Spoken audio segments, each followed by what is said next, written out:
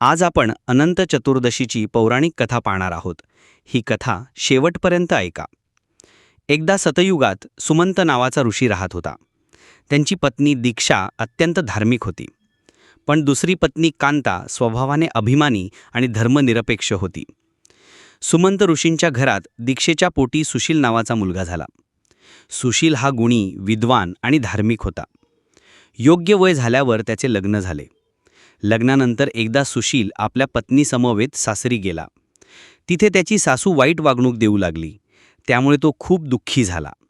मग त्याने आपल्या पत्नीला सोबत घेऊन घर सोडले. भटकत भटकत तो एका जंगलात आला. तेथे त्याला ब्राह्मण भेटला. त्या ब्राह्मणाने त्याला विचारले, इतका निराश का आहेस? तेव्हा सुशीलने आपली सारी व्यथा सांगितली. त्या ब्राह्मणाने त्याला सांगितले, तू अनंत देवाचे व्रत कर.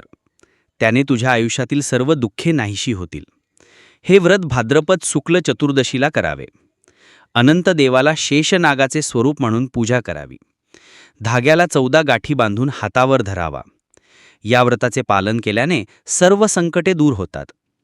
सुशील आणि त्यांची पत्नी यांनी मोठ्या श्रद्धेने व्रत केले. काही दिवसात त्यांच्या जीवनात सुख समृद्धी आली. ते समाधानी झाले.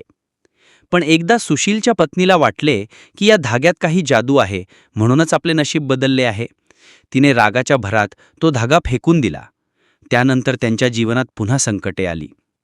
तेव्हा सुशीलला उमगले की हा सगळा परिणाम अनंत देवाच्या कृपेने होता. त्यांनी पुन्हा भक्तिभावाने व्रत सुरू केले. शेवटी त्यांना जीवनात सुख, शांती आणि समृद्धी लाभली. अनंत चतुर्दशीला अनंतदेव म्हणजे श्री विष्णूचे अनंत रूप यांची पूजा केली जाते. या दिवशी 14 गाठींचा दोरा म्हणजेच अनंत सूत्र बांधतात.